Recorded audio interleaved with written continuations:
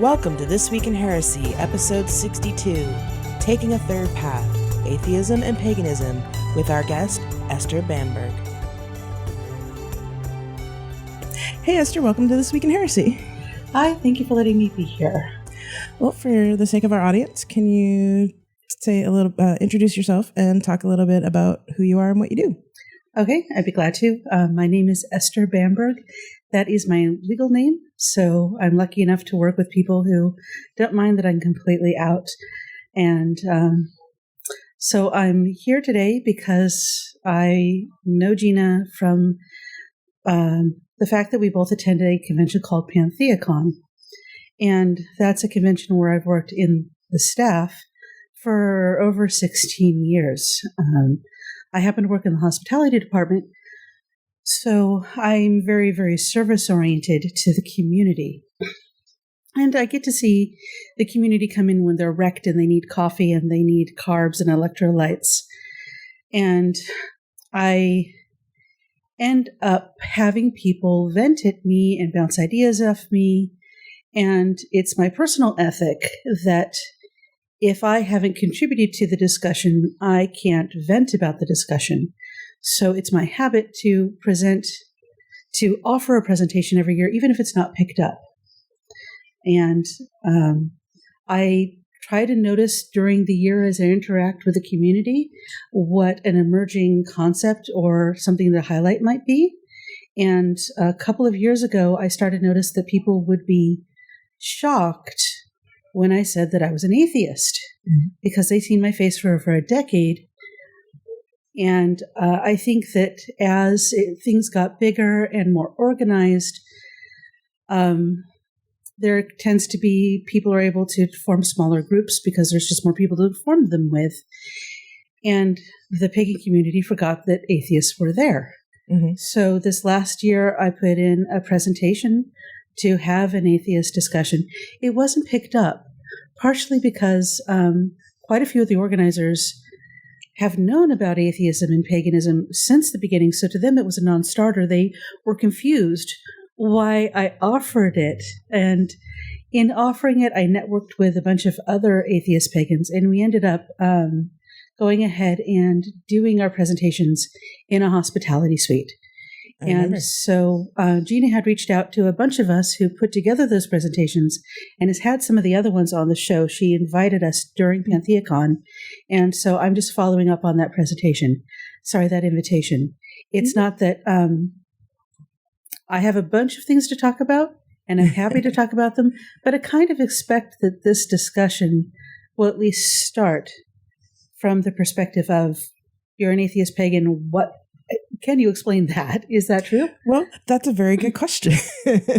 And thank you for asking it. And it would be awesome if you could answer it. Because, like you said, I have had another atheist pagan on the show. And what I'm learning about people's different spiritualities is their reasons for coming to their spiritual conclusions, so to speak, are very different. So I'd be very interested on what your process was and how you became an atheist pagan. Okay. And in introducing myself, I have a kind of a default. I don't know if I will get into this, but I talk a lot in simile and metaphor and comparing this to that. Mm-hmm. And my go-to comparison is food and cooking, because a lot of people eat, all cultures have things. It's a very robust symbol set. And I love robust symbol sets. And this one's very approachable for people. Mm-hmm. So, that's why, if I end up doing cooking analogies, that's why. Anyhow, it's how to approach this question. There's so much to it. I guess I'll start with know myself, particularly since I just took a friend through the Rosicrucian Museum on our way here. I do not doubt my friends' lived realities, their own personal experiences with their god or gods or goddesses, with their deities and powers. It's just not anything I've experienced. I have very little to no objective or subjective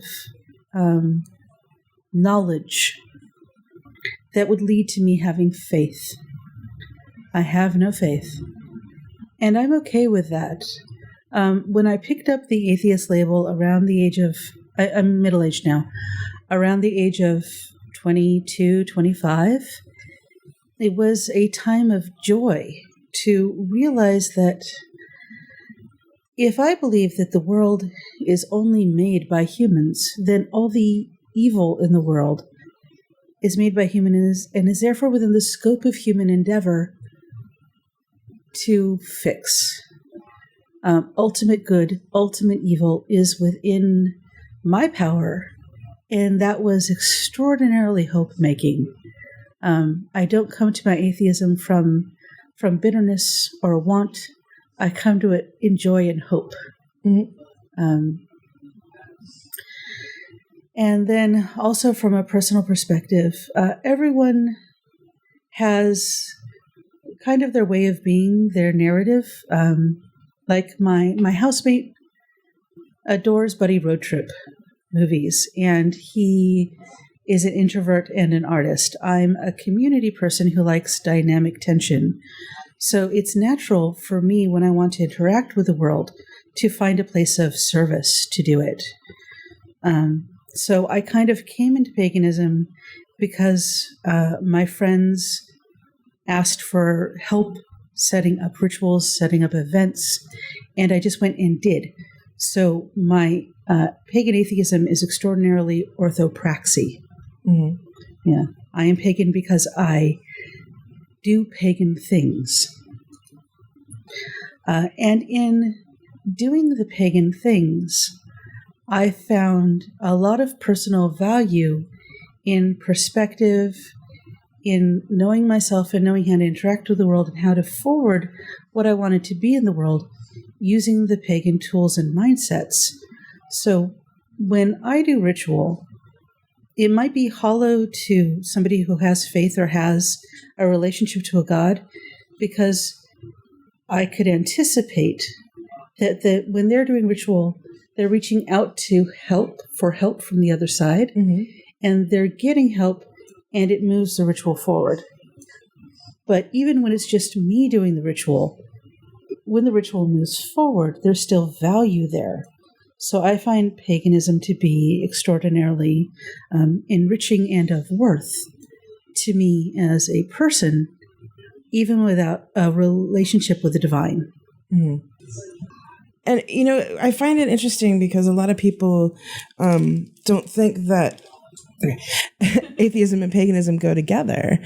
And, but like you're saying, I've known a lot of atheist pagans over the years, and it seems logical to me, at least being a witch, it does, because to me there's like a separation between the spirit and the craft. But even then, even that blows people's minds. It seems. I am fortunate in that my friends are very compassionate to my lack of faith, which to them I could maybe consider being a shortcoming. They don't feel sorry for me. One of them has joked straight to my face, you might not believe in Frere, and I've said this often, but he sure believes in you. And I think since I come to it without denying their experience or saying that just because it's not true for me doesn't mean it's not true for them, there isn't the friction of judgment or betrayal where since I don't follow their beliefs, there's no strife there. Mm. And I'm lucky because once I started actually having to declare my atheism more in the last 5 years, because people started declaring their theism more in the last 5 years, there were a couple of really long-term friends who, because of other experiences with other atheists that were more judgmental, got very hurt. And there were... It seemed like everything I had done to support them up till then was under false pretenses to them, until we sat down and talked about the task and talked about my philosophy and talked about how much I respect them. And even though to me, a lot of what I approach the idea of the gods as ideas, the way I approach the gods made sense to them as still being respectful. And therefore, it was okay. But I can definitely see there, especially with big atheists like Dawson, being skeptics and, frankly, jerks. Yeah. I can see the term atheist pagan maybe needing some reclaiming. Mm-hmm. And I feel like I've wandered off topic. Oh, no. I mean, this is kind of how these conversations go. It goes where it goes. And talking about the big A atheists who can be jerks. They're not very intersectional, are they? No. And the thing is, one of my things is like, I can kind of relate to that because, being Wiccan Christian, people hear Christian and are like, oh no, oh my God. How does that even go together? Yeah. Or you're consorting with the enemy. That's a whole nother topic, but concerning the enemy, especially when you're an atheist, with people who have a very strong the dynamic tension of good versus evil, where good is very, very good and bad is very, very bad. Right. If I say I'm opting out of the game and taking a third path, that doesn't exist for them. So therefore, if I'm not for team good, I must be for team evil. Well, I think that's kind of a dichotomy, and I've been writing about this because I'm writing a book about our coven's teachings. So there's a lot of ethics and philosophy that go in it, and one of the whether or not an atheist can be ethical, that's a huge discussion. We'll get back to that. Okay. But one of the things is the concept I came up with is that there's certain stages of conversion, and there's the big zealot stage where you're like, oh my God, everything's so freaking awesome. Right.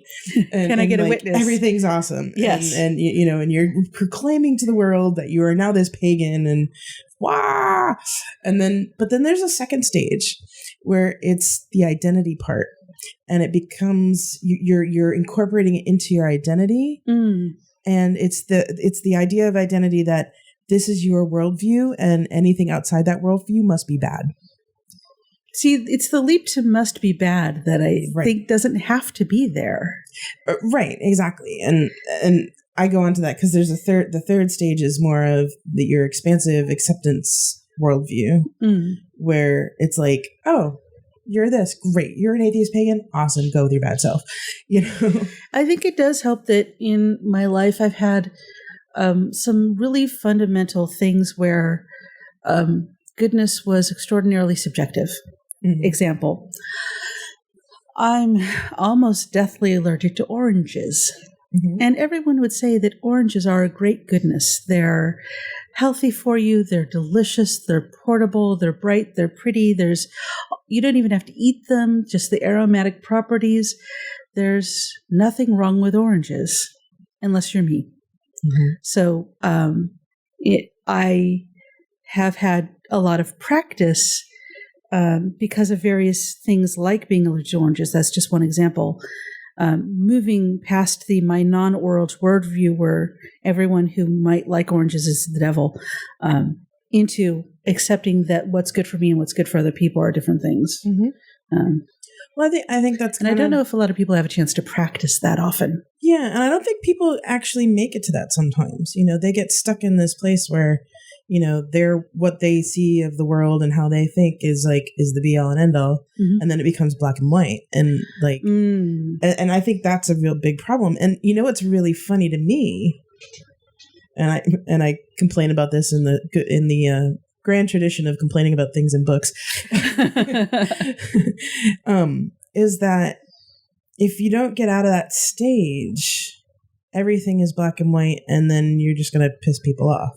It's true, but that's something that people do in all places of life, not just in worldview, philosophy, spirituality, religion. What do you want to call this particular Venn diagram of ways of looking at the world? And either somebody's a black and white thinker or they're not, to some extent.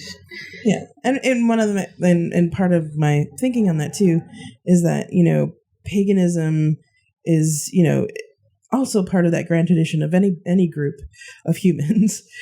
Like we're not immune from the same issues and problems that other religions have. I do think that because there are fewer pagans that are raised to paganism, it's very largely a conversion-based faith, that there could be a very natural rejection step, and it's easy to get habituated there, right? Especially in the rejection paradigm, where you're like, when I was walking away from the faith of my childhood, I didn't really pick up a lot of orthopraxis for a decade. And I thought there was something wrong with me when I eventually got back into orthopraxis, that I hadn't gone through the great big rejection step, but I had done a slower, almost subconscious integration instead. So I never really got the the bitterness, probably because I was inoculated really, really early with meditation. I took more of a Zen approach of waiting for what was not to just fade away, and sit in stillness and let myself be myself. Yeah. But other people let themselves be themselves by actively carving away what is not, instead of letting it drop away right. as a concept. And people get stuck in that anger. Or it gets to be a habit. Yeah. And it's actually an action. In the beginning, it feels good. So people get really into this action of carving away is good. And then they just keep doing it. And they don't know that it's also good to stop. That there's something else to do that's also good. But backing up the discussion to something that you had mentioned about kind of filters to view the world. So when my orthopraxis, when I'm actually pagan, and when you had mentioned integration, I actually integrate several powers that other people consider to be gods and spirits into my daily practice. I put 5 drops of honey in my coffee at work every single morning. And I've talked about this at the con, so people are like, is she going to bring out this story again? Because it's like my go-to story. Not only because as an integrated person, it's important to me, for example, that it happens to be an industry that is making the world better, and honey's under attack. So it's a reminder to me of what the focus of my work should be. On a personal level, if I'm going to choose to sweeten my coffee, the sugar you put in your body is what your body runs on. So I'm trying to make the symbiotic goo in my belly run on sugar because that's better run on honey instead of sugar because that's better for me. But also up on a God layer, it's a reminder to me to reach out to that idea of the person I'm thinking of, who's evoked by 5 drops of honey, to bring that characterization into my communications, into the energy of my work at work. It's a reminder to speak sweetly, to be soft, that work creates sweetness, work creates prosperity. So making my coffee in the morning is a devotional act to my work, to myself, and to my work in multi-layered ways. So other people would be like, okay, that's a devotional act, you're worshiping. But because there's no there, I wouldn't say that's a worshipful act. And what would your opinion be? Well, it reminds me a lot. I don't remember if it was a Zen story or it could be a Zen story, but basically it's the story of a priest who's washing dishes, and student comes by and is like, well, aren't we supposed to be meditating? And it's like, well, I am because I'm doing the dishes. It's like, it doesn't, just because I'm doing the dishes doesn't mean I'm not being mindful. And I think, and I've incorporated that myself because, I do things to vote as a devotion to the gods. Like the altar behind you in my office, has a candle for Yemaya. and a candle for the ancestors and a candle for the baby ancestors. And, for me, that's just one part of my practice, but the other practice is mindfulness. And, being aware that, of the water that I'm using, of the soaps that I'm using, things like that. And that, what you said reminds me of that, there's a mindfulness of yourself in relation to the world. And I think spirituality is partly that. Yes. And a big part of what that is. Observation bias happens. So I have been deliberate in choosing to bring in these filters for my observation bias. It's like if somebody says, aren't there a lot of red wildflowers? You will start being aware of more red wildflowers than you ever were before. After I walked away from my childhood religion and got back into community, I realized that I had been kind of inoculated with a whole bunch of different observation biases through like Christianity and heathenism and Greek Orthodox and Japanese Shinto Buddhism and a whole bunch of stuff just by living in this part of the world. Mm-hmm. But one thing I wasn't exposed to were the Afro-diasporic religions. So as an adult, I deliberately chose as a mindful act to grab those deities, those powers, for myself to be the adult filter I would view the world through.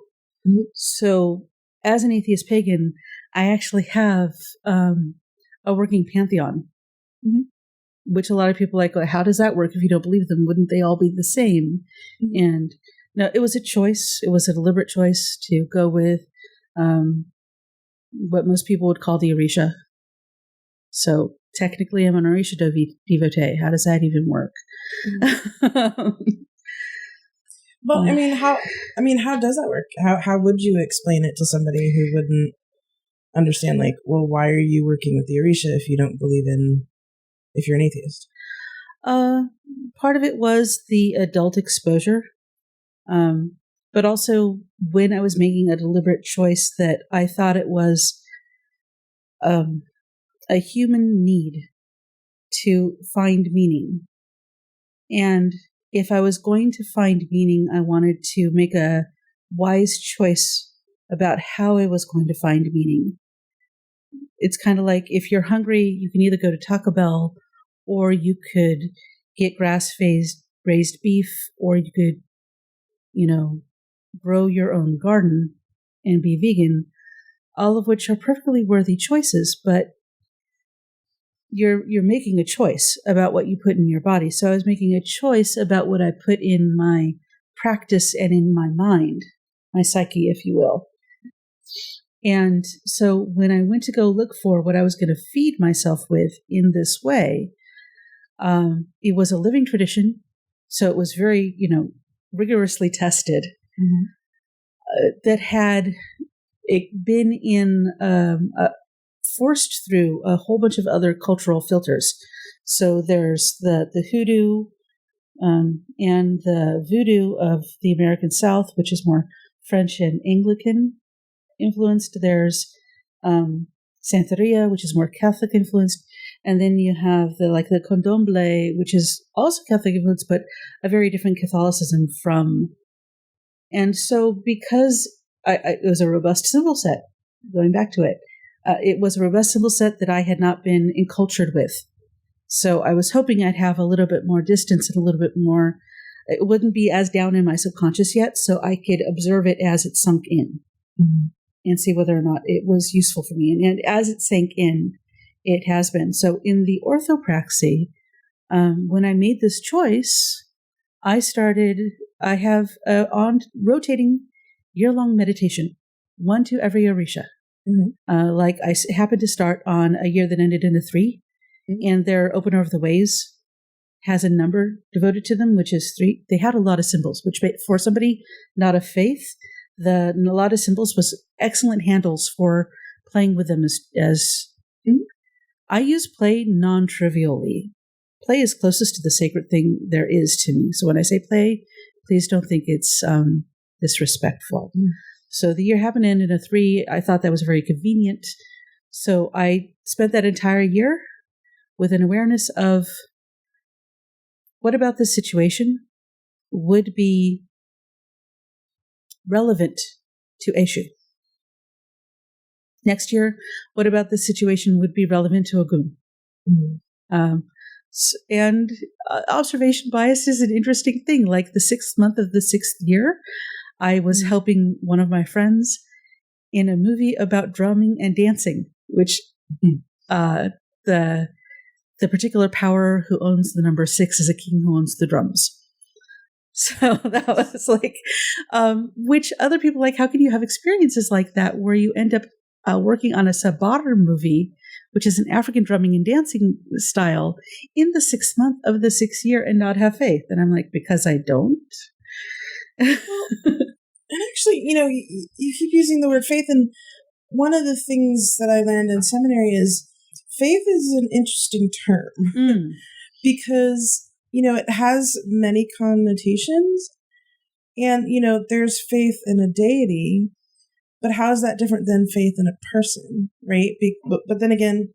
Well, my hard theist friends who are especially the pantheists would say that the deity is a person. Yeah, and that's generally how I view spirits too. So yeah, as people, as entities you can have relationship with. Sovereignty and autonomy, and they exist when you aren't focused on them. Yeah. Which is one definition.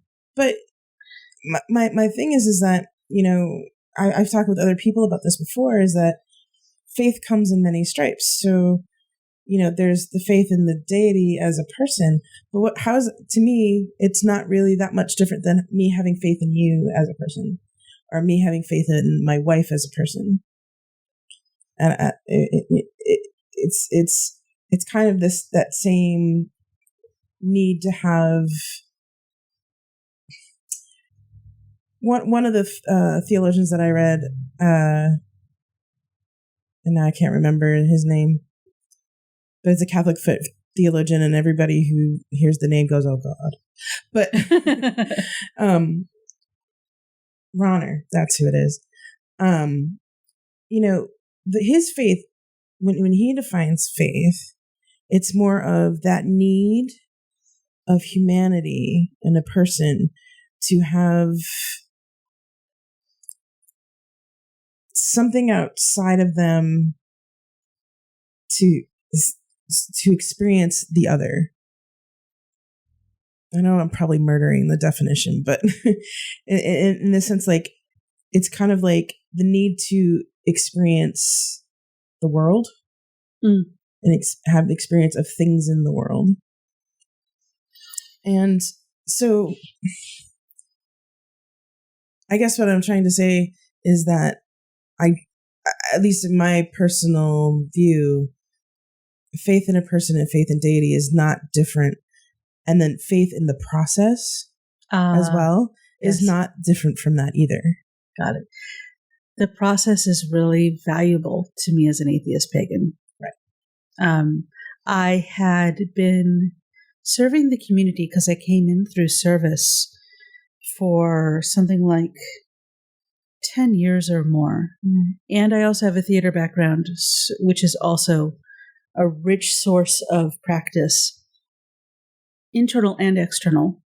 And the school I went to, the joke is California über alles, your kids will meditate in school. I did meditate in school in California. It's like, it's Suede Denim Secret Police. It was the 70s. I meditated in school. It's very cliche. So eventually I got to a point where I needed the practice for myself, so for a personal process. And I actually went to the forums and I built a ritual from the ground up, which was fascinating to do because there are certain viewpoints, mindsets, and questions that only come up when you do that. And it was very valuable to have done that from the ground up for a personal reason. And I ended up realizing how little I had and how little I had and how much I had participated in the practice in public rituals. in doing that. And it was hugely valuable, and I got a lot out of it. And it's a little bit, you got to be careful when you do that.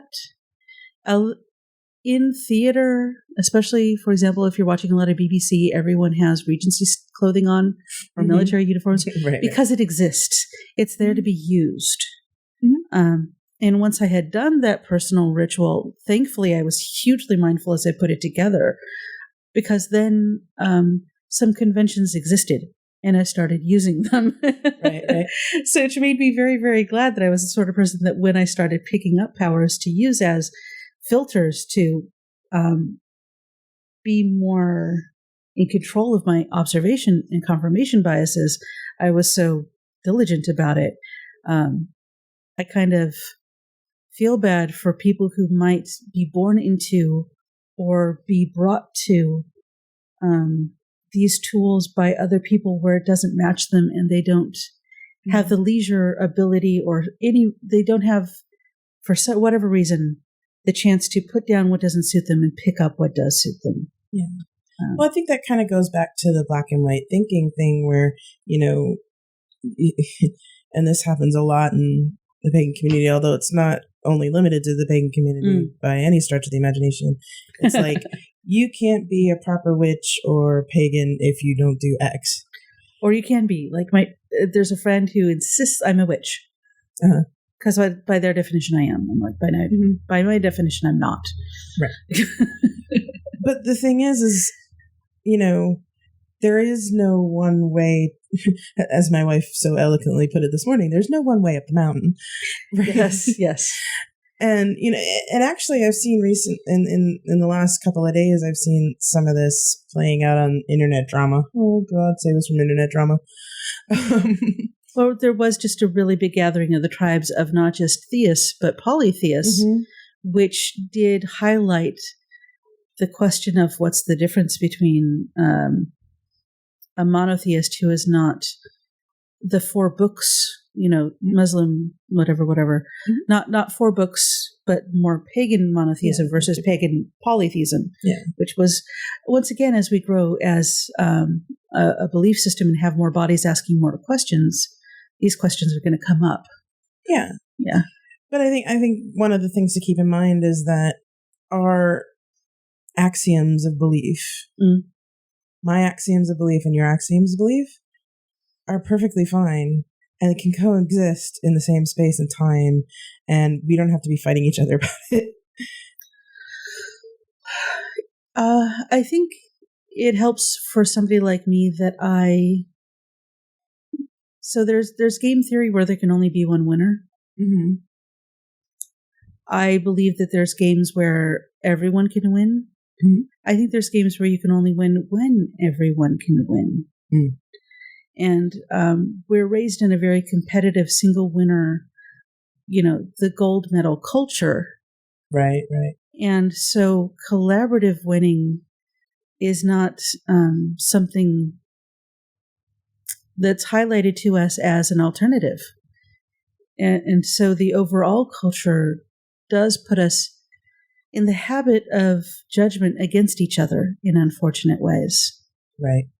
And so I have great compassion when somebody assumes I'm judging them for having a different belief. And I try to work it out with them. Because to go back to the Pcon thing, somebody was like, if you're not here for the gods, why are you here? I'm here for the people. And I'm there to listen to them.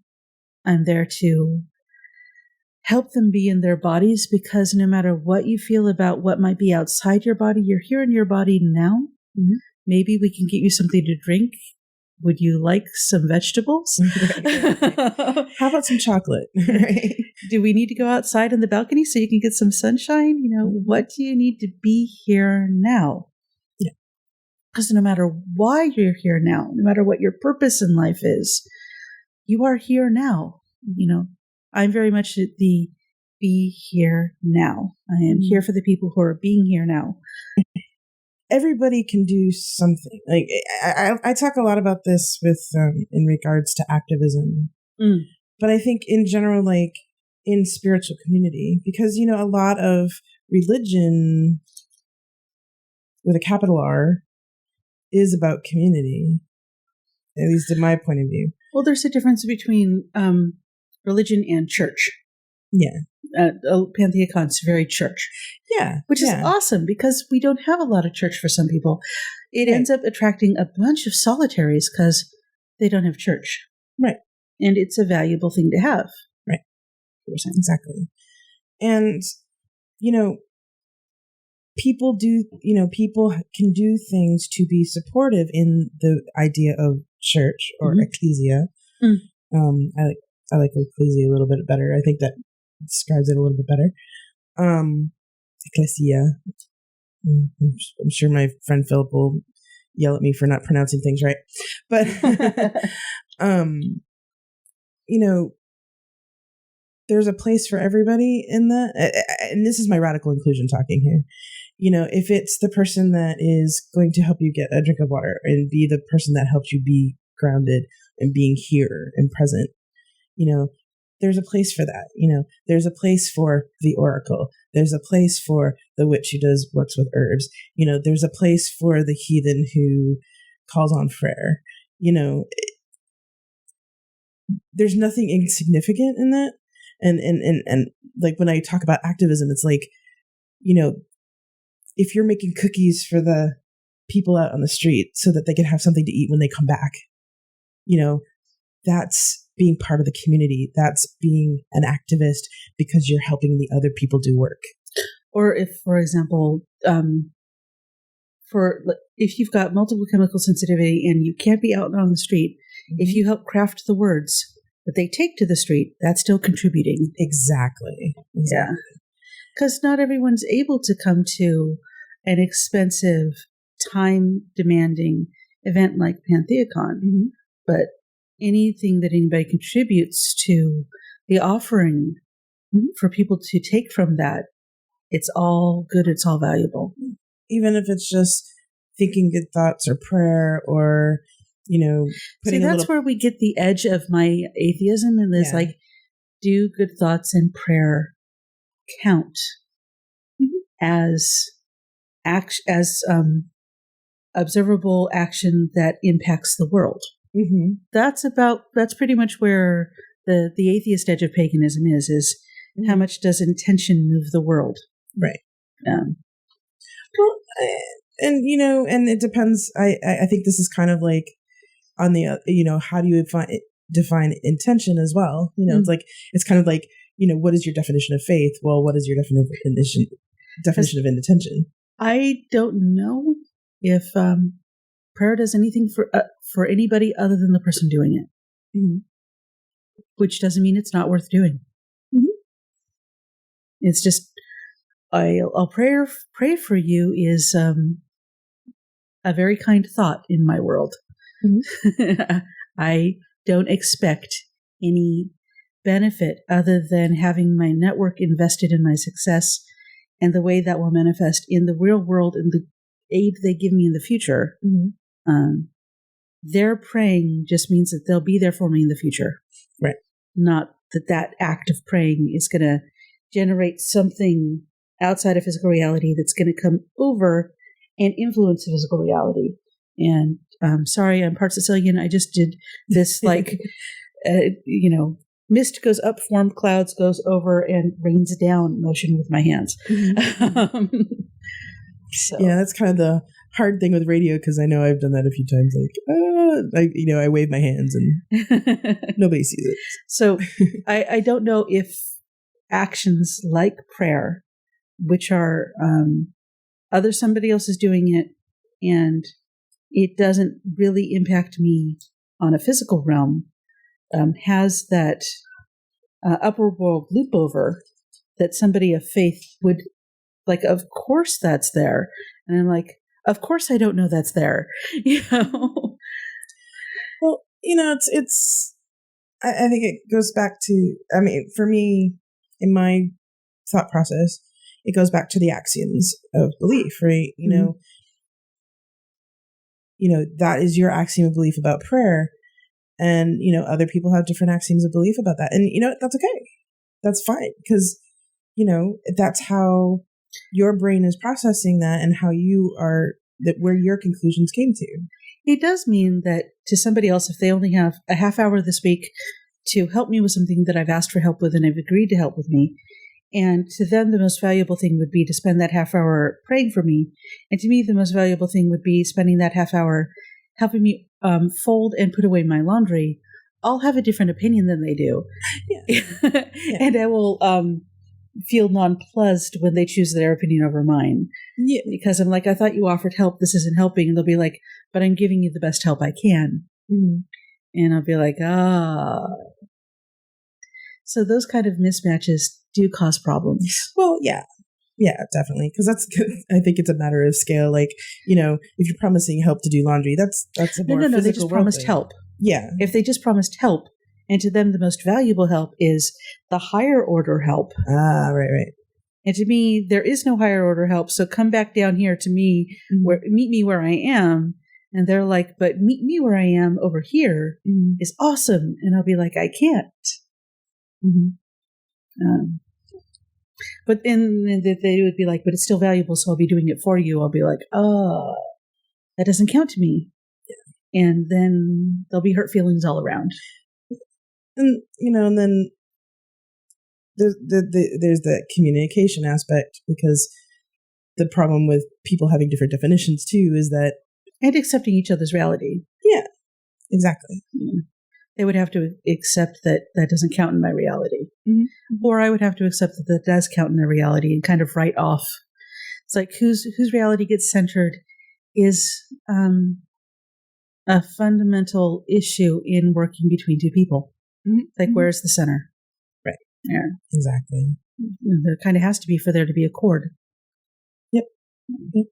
And so by putting myself as a pagan in the pagan group, but othering myself by outing myself as an atheist, I'm putting myself off center, and it makes it more difficult for other people to interact with me in a way that doesn't take communication of where we meet in the middle.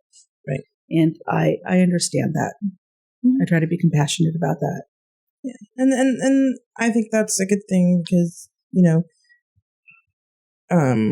being able to have that compassion, like, I've had to cultivate that as well, and having that compassion for people to try and figure out, okay, where can we meet in the middle? Because education doesn't happen if you can't do that. One thing that really startled me and made me sad is the assumption that atheism was an outsider position in the pagan realm, because there was so much emphasis on orthopraxy in the 50s, 60s, and 70s, where if you were a witch, you were a witch because you acted like a witch. Mm-hmm. And so when I get treated as if I'm an outsider now, I'm like, you moved the markers on me. Mm-hmm. Yeah, that's true. Well, I mean, I think we're coming out of that stage where I think we're coming into the, we're coming back, we're coming up to the adults table, you know what I mean? Like, we're still a minority religion, but we're big enough that we can talk about theology. Yes. Now. And, even 20 years ago, it was more of like, we're pagans together, rawr. And now it's more like, hey, wait a minute, we've got differences. We've got differences in theology. Oh, we have to talk about these now. And it just we have differences in opposition of each other. Right. And we've evolved to that point where these conversations can happen. And in my mind, it's like, let's think about it, how far we've come in a short period of time. It is awesome. Then, oh God, we got to talk about theology now. I did enough of that in seminary. I'll be there with the olives afterwards to help you ground out. Right. And maybe a 20-second hug, because I think part of I used to do, I'm babbling. All right, at Pcon, it's extraordinarily social. There's something called an elevator speech, where you find your center by briefly introducing yourselves to each other. And before I kind of knew that I needed, and it was okay to out myself as an atheist, part of my elevator speech was just calling myself an alchemist, because I think that physical reality is incredibly magical on its own. Mm-hmm. And so the fact that if somebody lets me and I agree to it, if I participate in a 20-second hug with somebody, there's real and observable physical changes that help somebody going forward. Mm-hmm. So if I'm in a ritual and somebody's praying for somebody and I'm doing a 20-second hug, we're still doing something for that person. Right. Babbled. Where did we get to hear from? That's the way it goes. Yeah. Although one thing that, and since we're getting close to the end of our time here, one thing that I'm really it just keeps kind of buzzing in my head, and which I talk to people about in other ways and variations, is that, atheism isn't a monolith, just like Christianity and paganism are not monoliths. Mm. And there are a lot of differences in that label. And I think huge differences. Yeah.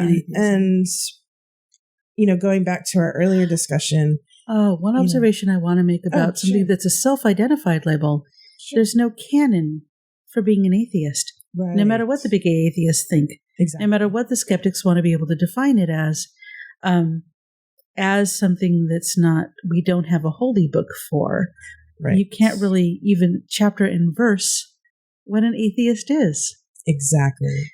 And that's what I mean by, you can't treat all atheists as a monolith. Mm. Just like, like any other traditions, you can't put everybody in a monolithic chamber, especially pagans. Oh my goodness.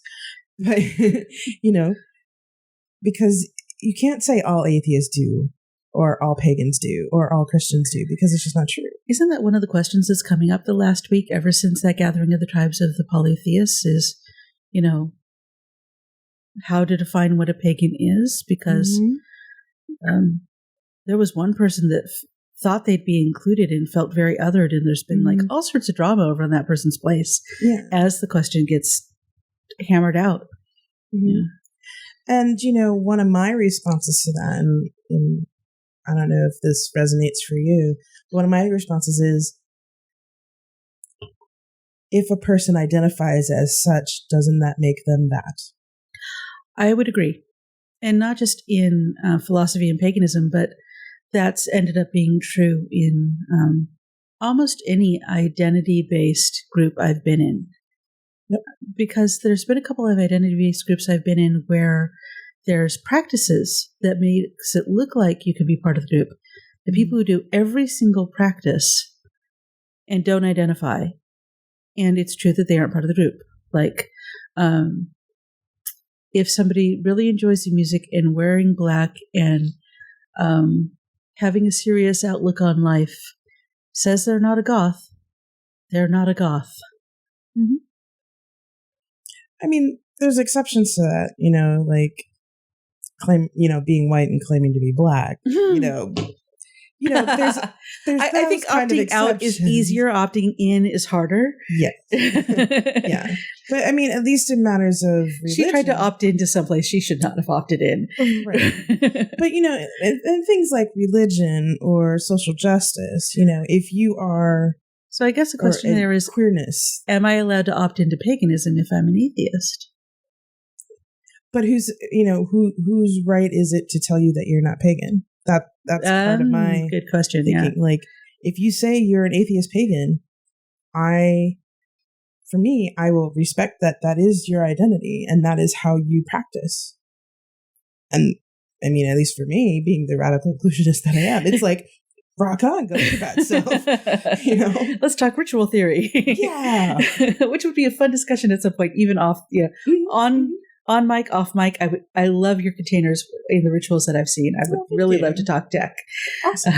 Well, we should do that at some point. Yes. So, but yeah. Especially from the theater background. Right. Well, I think all ritual is theater, but that's a whole nother discussion that we just don't have time for right now. I think ritual and theater are fantastic ways to have a communal human experience. Absolutely. Absolutely. Because I know there's been some theater that I just like punched me right in the feels, you know? And then there's some rituals where I'm just kind of like, really? Yawn. Yeah. So, but that is definitely a discussion we should have. Is there anything you really want to touch on before we wrap it?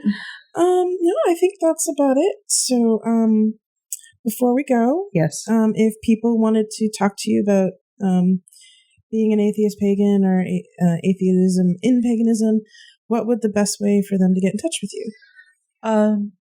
Since I'm very transparent and single layer in my life for the most part, although I said my legal name, please don't find me on LinkedIn. Right. LinkedIn. Let's see. Probably there's a lot of spam that goes to this email address. So choose your subject line wisely, and I reserve the right not to get back to you. But probably my first name _ my last name at yahoo.com. Okay. So I really don't want to get into spelling. If they really can't figure that out, they can reach out to you. Yeah. Well, I'll have it in the show notes. Okay, fantastic. That'll work out great. The Yahoo address is the one on my resume. It's the one it's my public email folder. So all right. There. Well, we'll have that in the show notes. And great. Thank you so much for being on the show. Thank you for inviting me. Awesome. I'd like to thank Esther for joining us on This Week in Heresy.